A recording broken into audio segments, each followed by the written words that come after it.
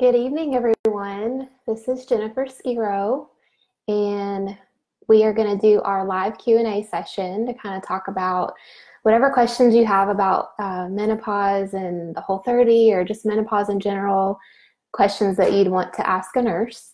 So feel free to start posting your questions here as everyone gets on the video here. This is my first time doing a Q&A session, so bear with me with the technology. Hopefully you were able to hear my video that Theresa posted earlier this week. I know it sounded like it was far away, and tonight I'm trying the earbuds with the microphone, so hopefully it's much easier to hear me. So if you're having a hard time hearing, please let me know in the comments, and I'll try to adjust my volume on my end. So hope everyone's having a good evening. Things are just now starting to settle down for me here. I live in Nashville, Tennessee, so I am 1 hour behind you all. My kiddos are getting ready for bed, so if somebody happens to bust up in here during our Q&A, I apologize in advance, but those kind of things tend to happen sometimes. I tell them to go ask Dad, but sometimes they just want to come ask me. So, but hopefully that won't happen.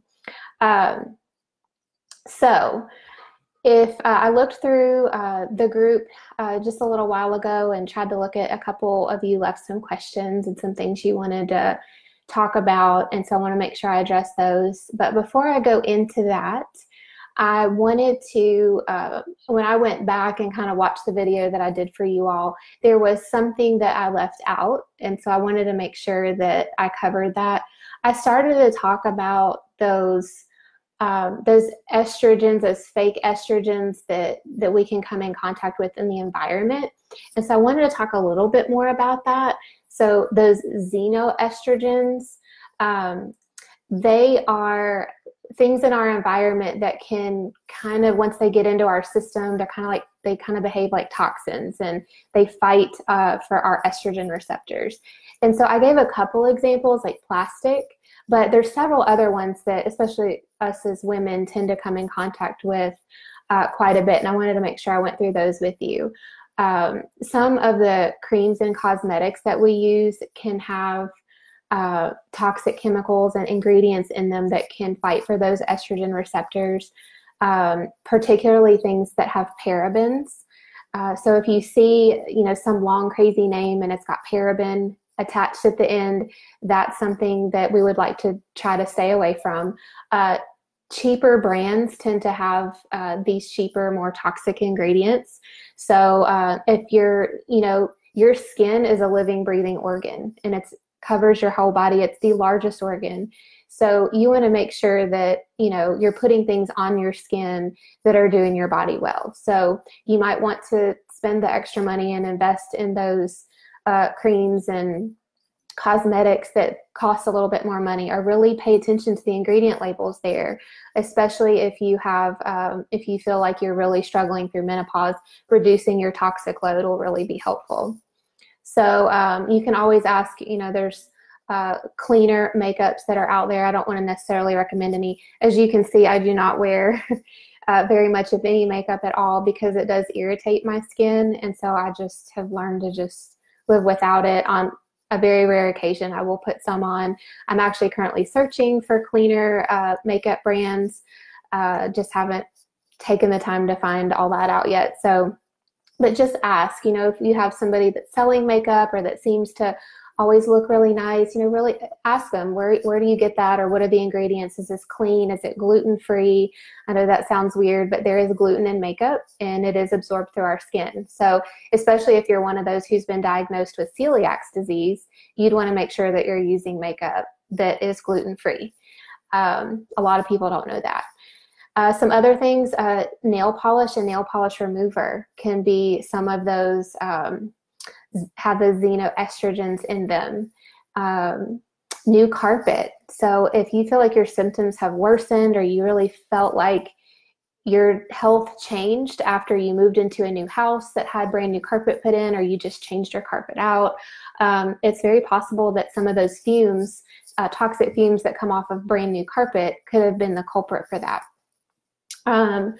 Fluoride can be one of those, so definitely limit your fluoride intake. The plastic containers, like we talked about before, make sure you don't leave those plastic bottles in the sun, things like that. Trying to see here. Those are some of the biggest ones, the more practical items that we would come in contact with. So the other thing that I wanted to kind of talk about was what are some different things that we can do to reduce our exposure there. And so a high quality water filter in your house, whether you're putting one of those jugs in the fridge that's filtering the water for you, or you have a reverse osmosis system. You could even get glass water bottles and drink out of those if you wanted to get away from the plastic. Storing your food in glass containers instead of plastic.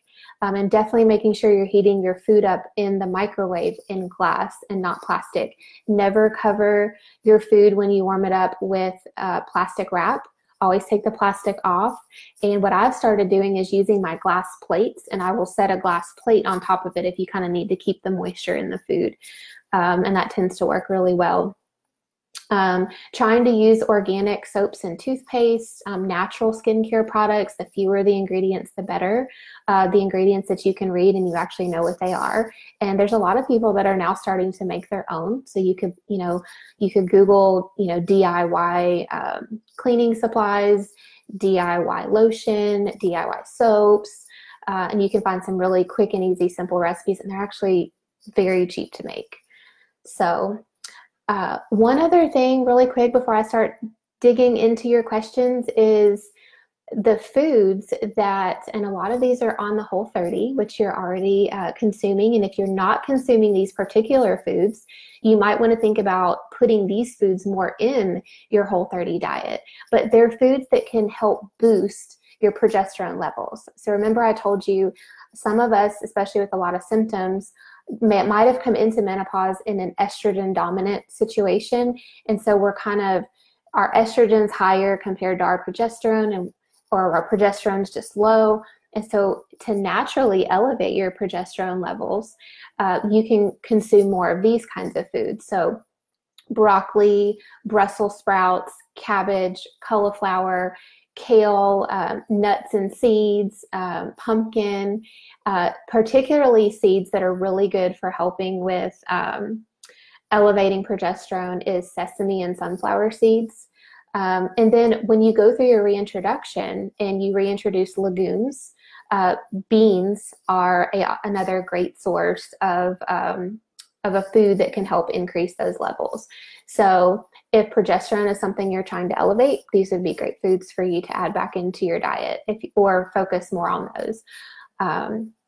So other ways to help increase your progesterone naturally are to help or is to focus on trying to maintain a healthy body weight. So if you're underweight, you want to try to get some weight put back on. If you're overweight, already doing what you're doing with nutrition and the Whole30 can help bring your weight back in the normal range.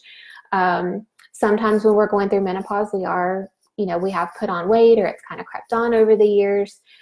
You're taking the right steps to get in that direction. Sometimes the weight can hold on and take longer to come off because our hormones are not balanced. So once we get that balance happening, it's like almost like your body's like, okay, I know what to do, and it just kind of lets it go. So, but be patient with that process because it's a journey. It's not something that just happens overnight. Reducing your stress levels, like I mentioned in the video earlier this week, that also helps because you're helping support your cortisol levels there, and it's not going to steal that progesterone. Also, over-exercising. When you're going through menopause, that's another potential stressor on your body is over-exercise. So if you are an avid exerciser, you go at things really hard, and you have noticed some changes as you're going through menopause, then you might want to scale those back a little bit. You definitely want to keep moving. Just kind of take it down a notch, or make sure you're adding in some extra rest days, or maybe focus on exercises that focus more on mobility. So you might add in some yoga or Pilates, things like that. Just maybe scale back CrossFit workouts, or especially on days where you're just not feeling great. Just listen to your body there. So those are some things I left off the other day that I want to make sure I shared with you all. So I'm going to take a look and see if anyone's gone on and put in some questions that they have. So I see Susan is on here. Hi, Susan and Laura, and of course, Theresa. And let's see, pain medicines and constipation. Absolutely. That is definitely something that can slow down your GI tract. And there are medicines for that, but I really feel like continuing on with the foods that you're eating, making sure you're getting plenty of fiber in the foods that you're choosing. A lot of the greens, green vegetables are good in the gut to help keep things moving through. You might also notice, or hopefully you guys are noticing, that your bowel movements are becoming more regular, or they're happening at a certain time of the day. And if you didn't have an urge to go before, you probably have one now. And that is just your body signals are starting to work better. Let's see. Yes, Tom's toothpaste is great, and Tom's deodorant. Let's see, Schmidt's deodorant. I've tried Schmidt's. It smells wonderful. I think I have a rose flavor, or not flavor, a rose scent that I have right now that works really well. So let's see, Zoya nail polish, Theresa mentioned. So I know in the message before, or one of the message boards before, somebody had mentioned that they just felt really exhausted, or they had waves of exhaustion. And that is definitely very common during menopause. As your hormones are shifting and your body's getting used to those changes. It can also happen with your nutrition changes. As your body is learning how to convert, your foods are becoming more of a different type of fuel source than it might have been used to before. You've also got changes happening in your gut, and all these things are going to continue happening even after your Whole30 is over. Of course, assuming you're not going to go right back to your old ways. Don't do that. I did it the first time I did a Whole30, day 31. My husband and I were like, brownies a la mode. And it was awful. Talk about constipation. I took that to a whole nother level. But the reintroduction is super important. And that was the second Whole30, I made sure that I did that. And the information I gained from it was just invaluable. So you definitely want to make sure that you guys are doing that. And that's definitely going to be really important on your menopause journey as well, because you'll have that information to take with you of which foods tend to flare up or trigger your symptoms. You wouldn't have known that before, but now you'll know that now. And you can decide. Part of the food freedom is deciding whether or not it's worth it for you. If you're really battling the hot flashes and you can tell that when you change your diet or you're consuming another food more often and they flare up more, it's just not worth it for you. So it's also empowering to know that these diet changes that you've made, they actually make an impact on your symptoms. And when you start to see that with the reintroduction phase, it's very empowering to know that you do have control over some of this stuff. It's not like you going through menopause, your body just has some other brain and you're not in control of any of it. So let's see, I'm going to take a look at some comments here. So collagen makes you have loose stools. MCT oil can make you have messy pants. Yes, the oil, if you're doing too much oil, and anytime you're adding in new oils or consuming them, like if you're putting your MCT oil in coffee, I definitely recommend starting at very small doses and then gradually increasing that so that your body can tolerate it, especially if you have had your gallbladder removed. Your body isn't going to tolerate the breakdown of fats as well as somebody who still has a gallbladder. So definitely make sure with the healthy fats that you're doing those in some smaller doses. You still want to get them. You don't want to avoid all fats, but you can definitely consume those in smaller doses. So, and magnesium. Magnesium supplements are fantastic. Most of us are deficient there, and we hear a lot of talk about calcium. But and calcium's, yes, it's great. It's good for the bones. A lot of people are nervous about eliminating dairy because they feel like that's a primary source of calcium. And it might have been if you weren't consuming any green vegetables. But on the Whole30, we tend to consume a lot more foods that have calcium in them. So, and if you're eating a clean, diet most of the time, after your Whole30 is over, then you're probably getting decent amounts of, or good amounts of calcium that your body actually uses because it recognizes the calcium nutrient coming from the foods. The magnesium is also equally as important because we need magnesium. We have magnesium in our bones. It's also very helpful. I actually just started using it for menstrual cramps. I have a cream that I found that from a local lady that makes creams and ointments and natural soaps. And I've been putting that on my lower abdomen, and it absorbs into the skin and is giving my body, the nutrients that it needs that I'm obviously a little bit deficient in. The magnesium is great for your muscles, for muscle recovery. So if you are doing those workouts, it can be helpful for that too. It can also be helpful for sleep.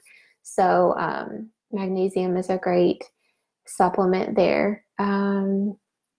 Let's see, remedies for constipation. So you guys are on day 25. So you are more than 3 weeks in, and I understand the medication causing that. Definitely increasing the healthy fats can help with constipation there.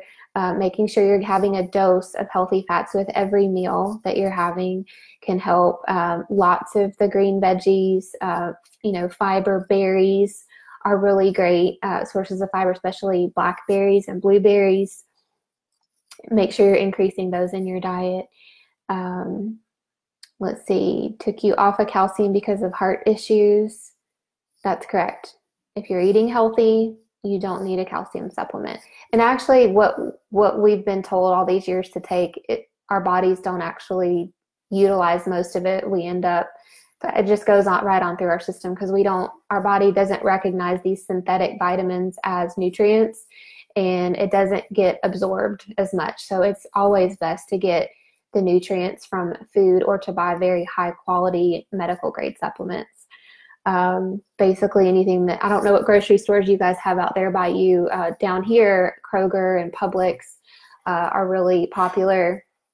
We do have some Whole Foods, but the supplements that Kroger and Publix have on the shelf are definitely not the quality that we would want to be taking.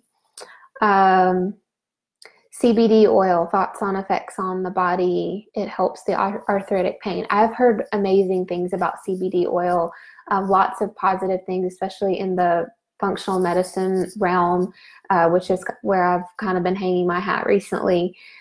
Heard really great things about it. I personally have not used it, but it's definitely something that I would talk to your physician about. I don't know that many of them are very well educated on it, but it's always a good idea to run it by them. When patients continue to ask them questions about things that they don't know, they will tend to go look it up or research it. If they're like, gosh, all these people keep asking me about CBD, maybe I should look into it. So definitely ask anyway. And then, do some good research and all that to make sure that you are getting your information from good sources. But there's quite a bit of research that's coming out on CBD products and their safety and how to use them and what they can be used for. And if it's helping you, then I would think that that's a good thing. So let's see. Let me go back here.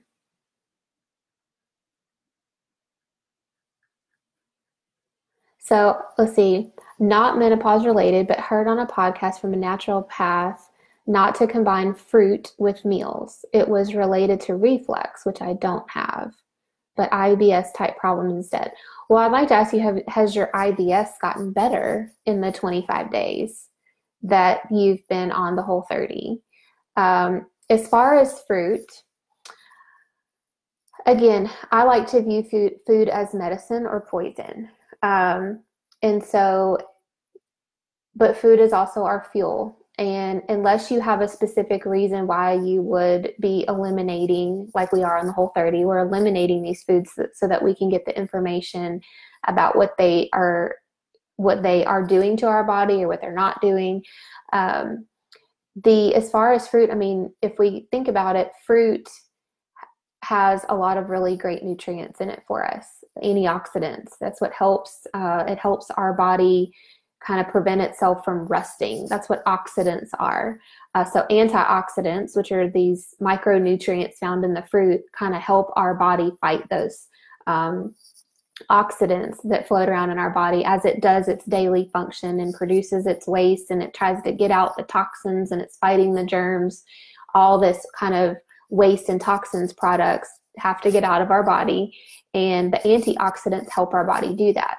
So those are highly concentrated in fruits, especially fruits that are, they're organic, they're, your local products that they were picked at the peak of their ripeness. They're very more nutrient dense. Those are great for you. As far as when to consume them, I would think especially if you're going for blood sugar balance, it might actually be better to consume your fruit with a meal. And especially on the Whole30, we're told try not to snack a whole lot. So really focus on those 3 meals a day.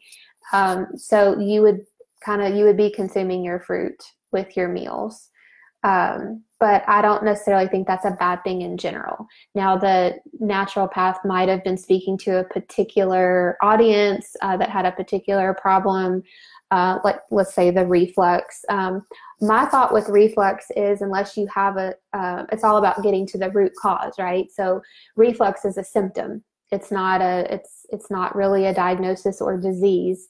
So if you're having reflux, what is the reason why? Do you have a structural problem that's causing, the food or the acid to come back up into the mouth, or into the throat, or do you have an acid problem in your stomach?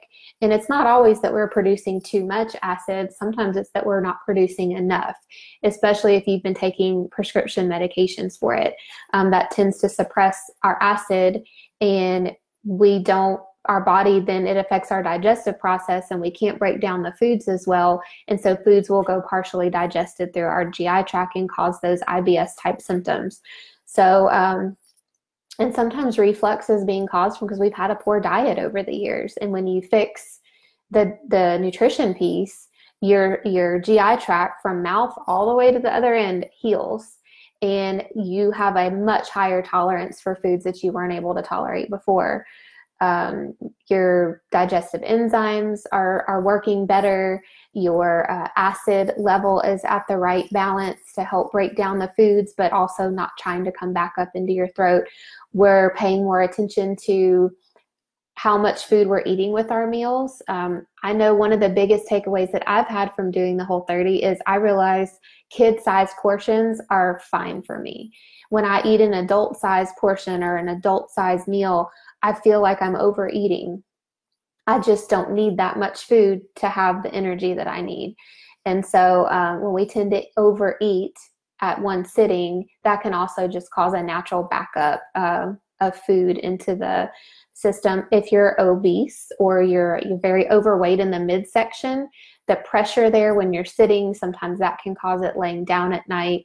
The pressure of our excess weight around the midsection can just push in on the stomach. So I can't speak to exactly what the naturopath was mentioning there, but I would say that unless you have specific problems with your reflux worsening during meals when you consume fruit, then maybe not do that. But I would also want to take it another step further and look deeper into why am I getting reflux like this in the first place? Because my bet is that the fruit isn't the root cause of the reflux. There's something else going on there causing that. And if we focus on that and fix that problem, we should be able to tolerate fruit just fine, no matter when we eat it. So I hope that helps there. Yes, Metagenics is a very good medical grade supplement. Let's see. Don't take antacids unless you talk to a functional medicine doctor. Yes.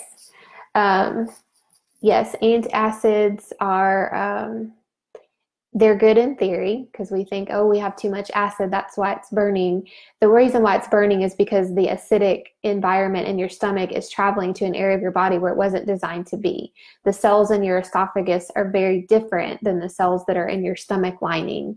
And those cells are even very different than what's in your small intestine and large intestine lining. All of those different cells have very different jobs to perform as your food goes from here all the way through.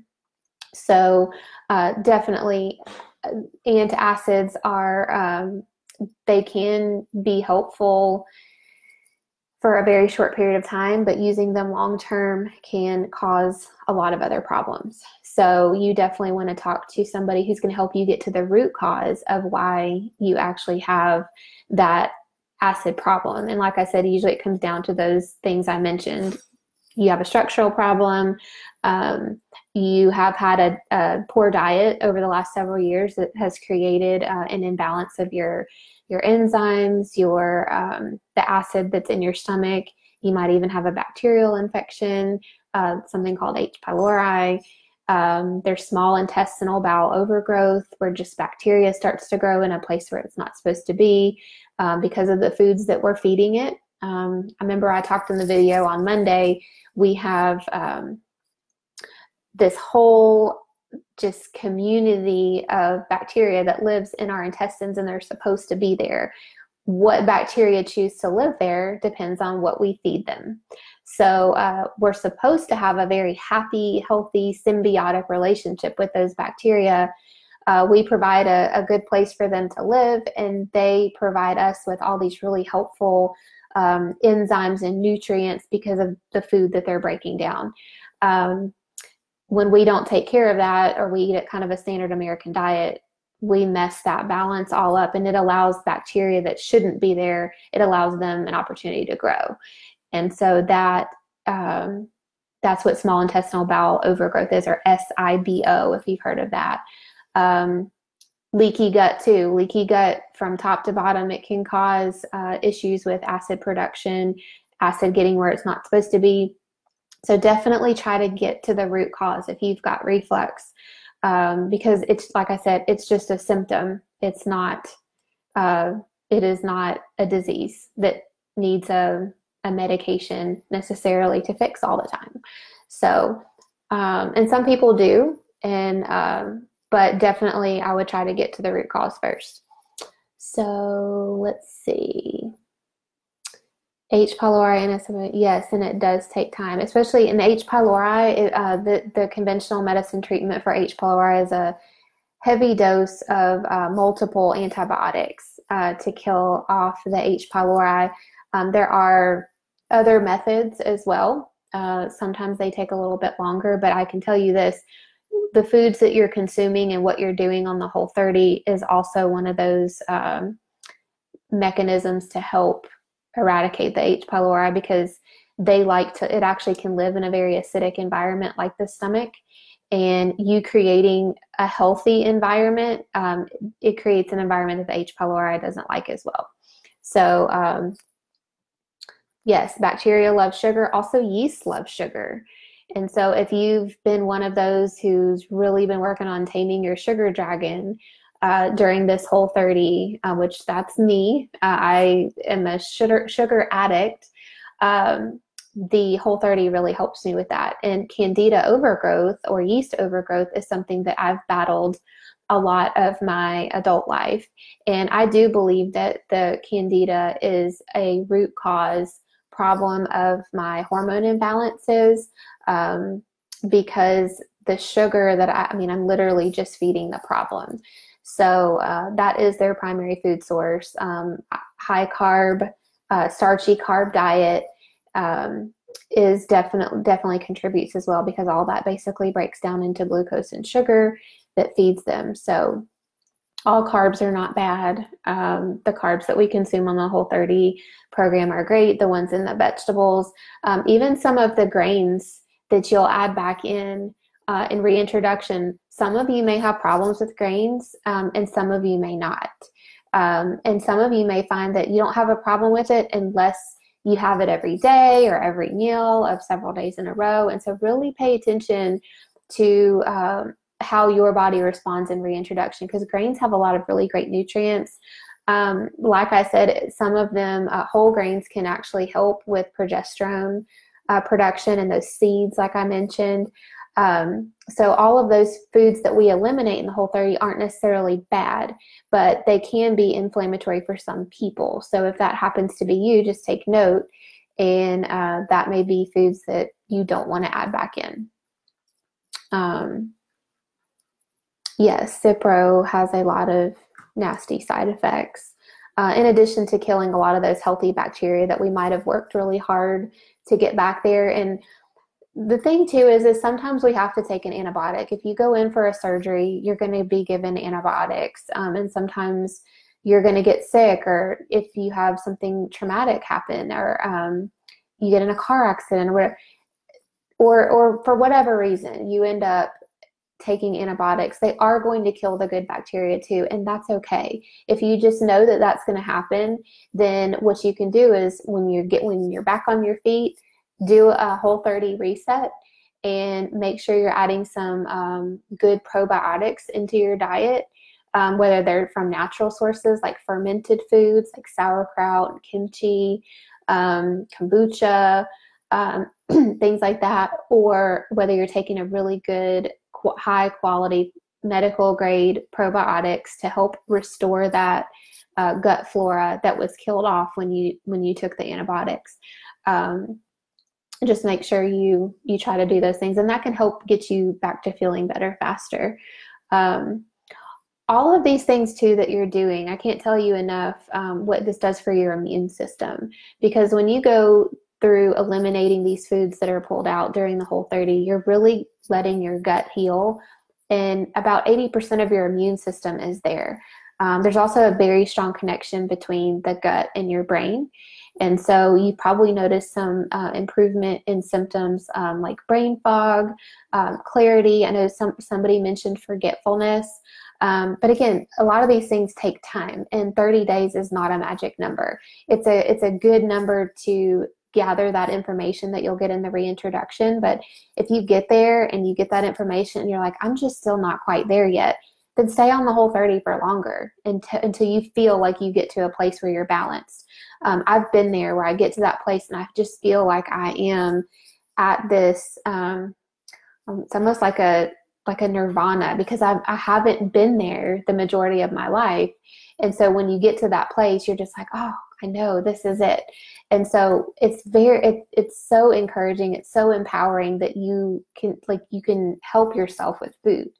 And so if you aren't feeling all that great and you go through reintroduction, then there's some things that really made you feel crappy, then get back on the Whole30 and stay on it a little bit longer until you get to that place where you feel like you've got control over your food choices, and you feel like you just feel like your hormones are balanced. You feel like you're heading in the right direction. And if you reintroduce things and they don't bother you all that much, then there you go. You can reintroduce those foods and they're not that big of a deal for you. So I just definitely recommend don't go gung-ho back into sugars. Don't go gung-ho back into alcohol. Those are very inflammatory foods that can wreck your hormone balance as well. So it took a lot longer than 30 days for everyone to get to this place of where their hormones are at. And now that you're going through menopause, you're going through this other shift on top of it. So it can take some time. I mean, the menopausal process can take years for some people. And so don't rush this process, but at least you'll know after completing this Whole30, you'll know that you can do it, and you can do it again. And every time you do it, you get better and more efficient, and you learn more information about the foods and how they affect you.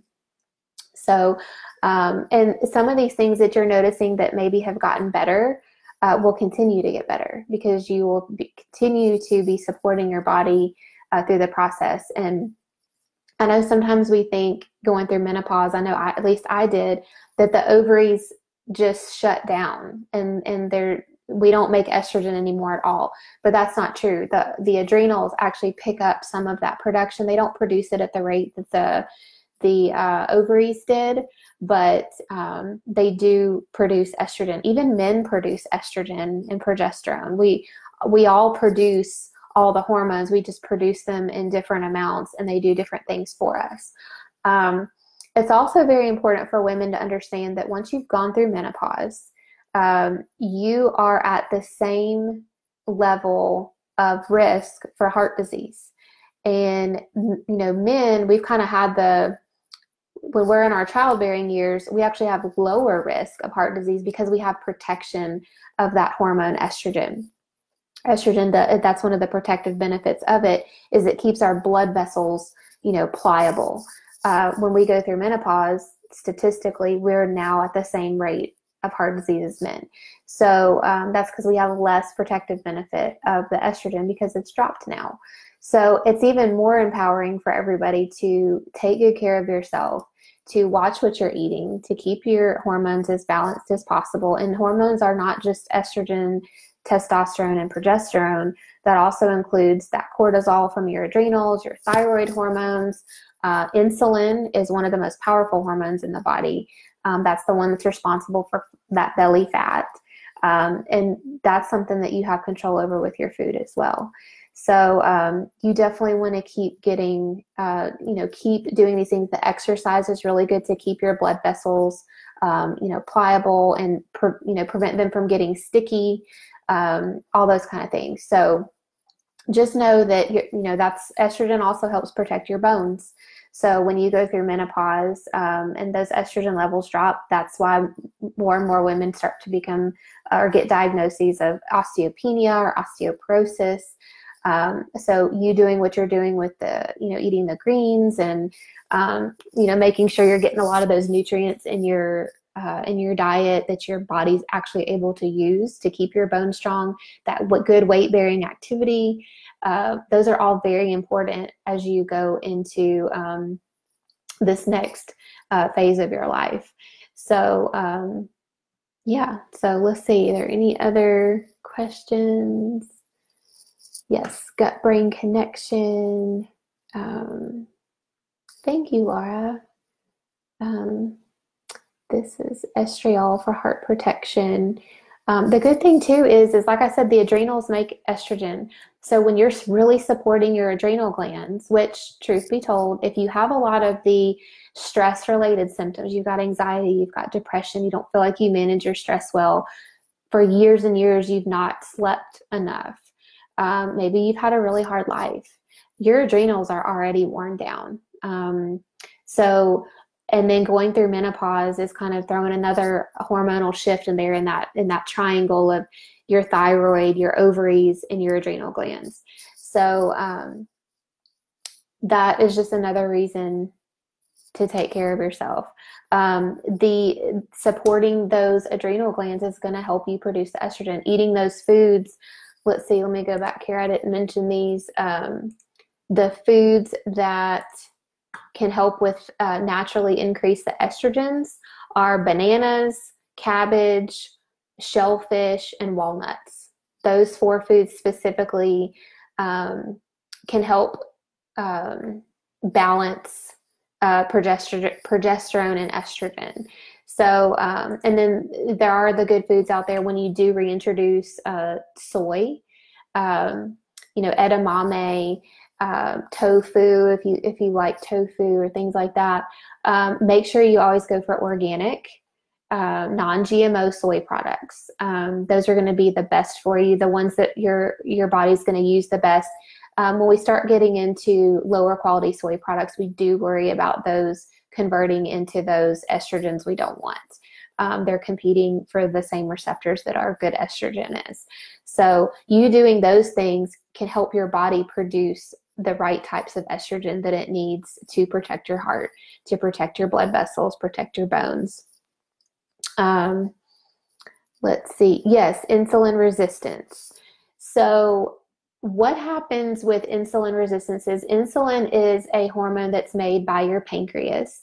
And if you're somebody who's been diagnosed with prediabetes or diabetes type 1 or 2, and they're even saying now some people are calling some of our degenerative brain diseases like Parkinson's and Alzheimer's and forms of dementia, they're calling that diabetes type 3. All of these are related to problems with our insulin. And so insulin resistance happens when you have insulin in your body. I'm going to try not to get too technical, but I love talking about this specifically. So thank you, Theresa, for asking. So insulin is kind of like a key that helps. So let's say our cell has a door, and then we've got our glucose. Well, the cell needs the glucose as fuel to run. And so but the glucose can't get into the cell because it doesn't really live there. So it needs the key, which is the insulin.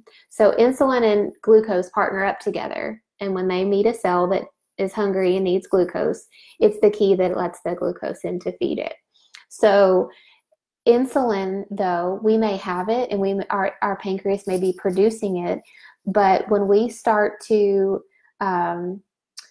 release too much, we're consuming too many carbohydrate foods or too many sugars, over time we're storing it, we end up storing our excess. That insulin starts to become unrecognizable or resistant. So that key that once was able to help it get into the cell, it doesn't work anymore. And so now the cell's like, yeah, I don't recognize you, so I'm not going to let you in. So the insulin doesn't work and the glucose can't get into the cell. And so it goes away to go be stored in your fat tissue. So when we have insulin resistance going on, we're starting to store fat, and it's usually around the midsection when that happens. So if you've got that around the middle section, you may have some insulin resistance going on. And insulin resistance goes on quite a bit with estrogen dominance. Again, the hormone imbalances. Insulin's a hormone, estrogen's a hormone, and we're imbalanced.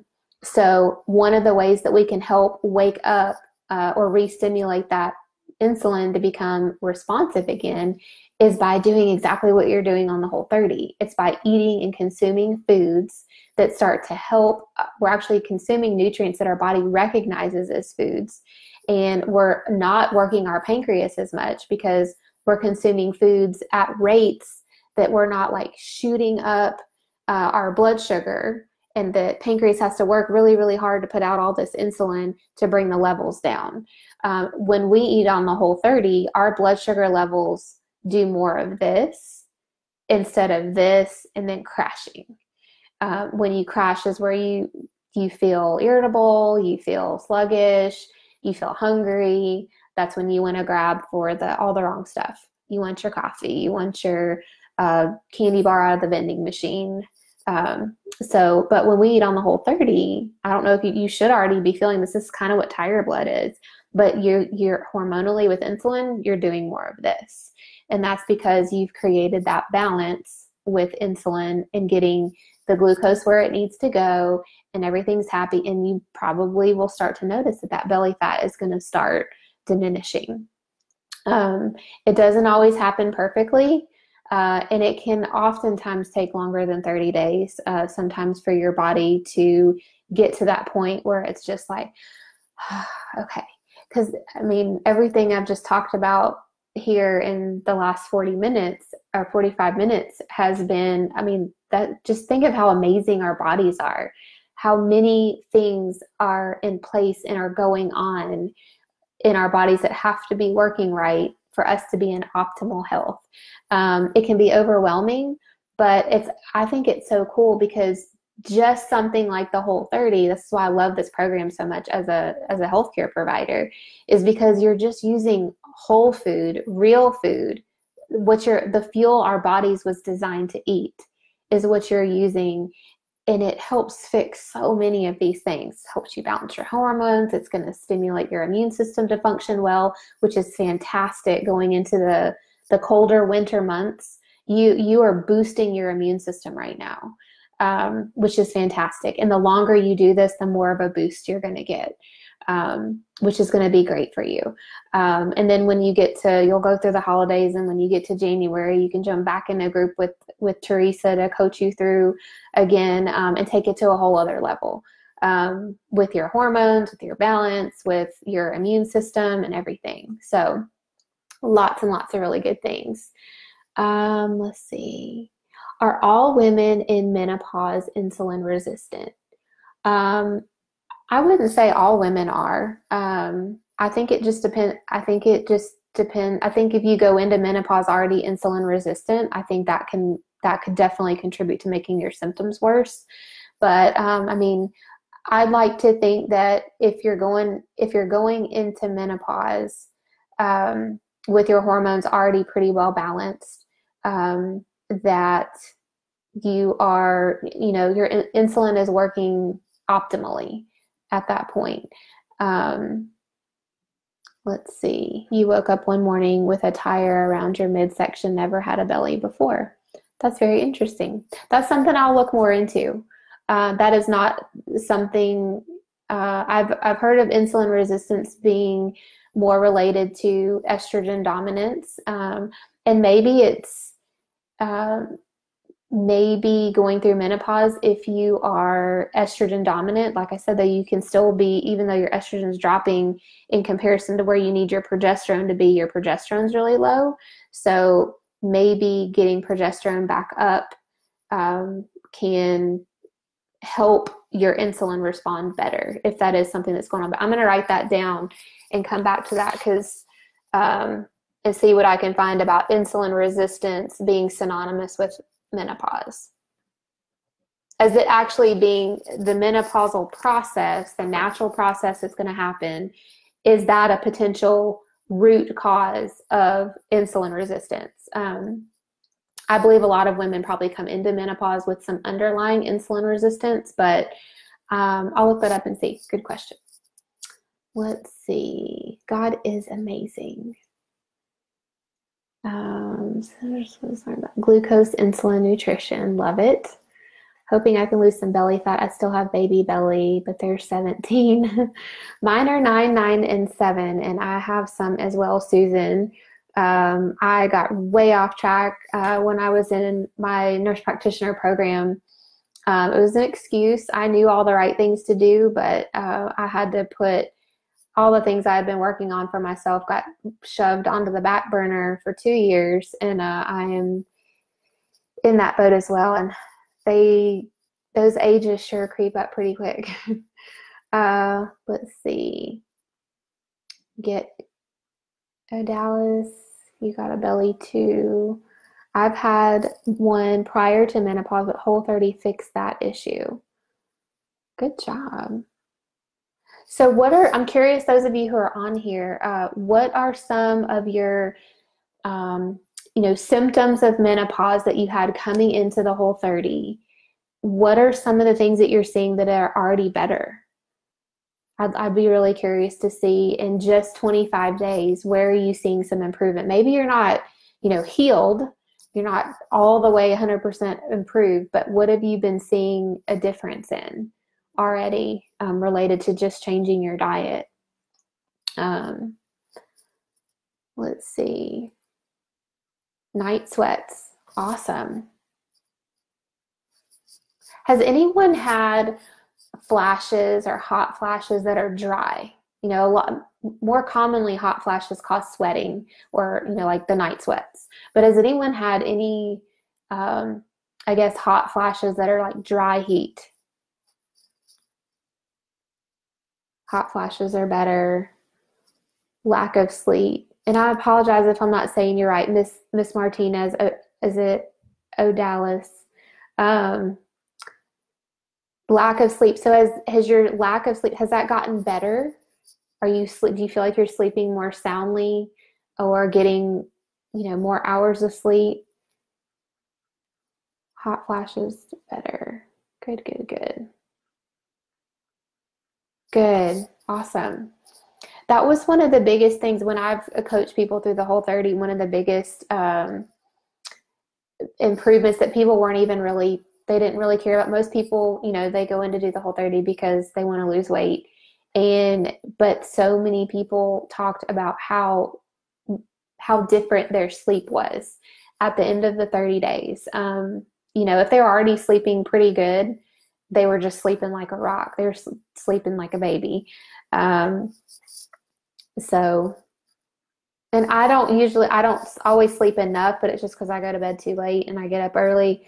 But I feel like I sleep well when I sleep, But that was one thing for sure. Like I for sure had to set an alarm clock because I would not get up. I'd be sleeping so soundly when I am on the Whole30, which I am not right now. I wish I was on it right now with you all.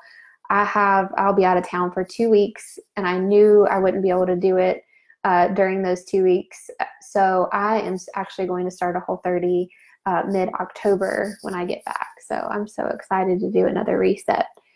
Yes, alcohol affects sleep as well. So one thing to pay attention to, if you are somebody who likes to have your nightly glass of wine, or your occasional out drink with friends, or however you were consuming alcohol before, pay attention to how your sleep is impacted when you reintroduce alcohol back in. And one other thing, I'm sure Theresa will talk to you guys about this if she hasn't already, but when you reintroduce alcohol, make sure that you reintroduce gluten-free alcohol first.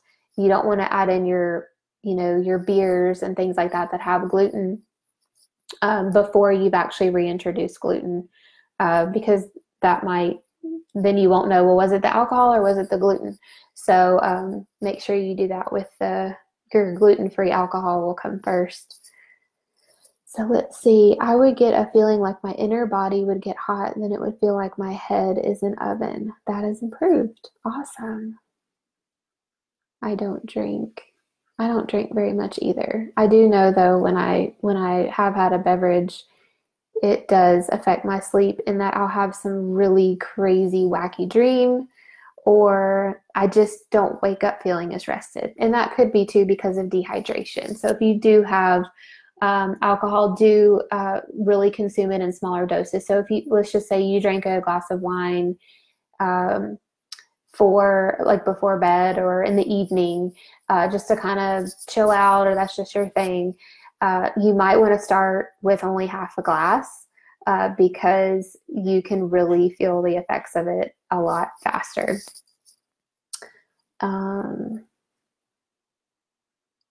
Does anyone else have really crazy dreams? I talked to my sister-in-law because she's perimenopausal, and I was like, what are some things you're going through right now?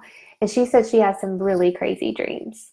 And so she said that's something that's new for her, like really bizarre ones that she just wants to write down or remember. Most of them are funny. They're not scary nightmares or anything, but I was curious if that was happening to any of you all as well. And that can happen on the Whole30 when you're kind of going through, in the earlier days when you're it's kind of detoxing. You're kind of shifting over from whatever you were eating before to this new diet.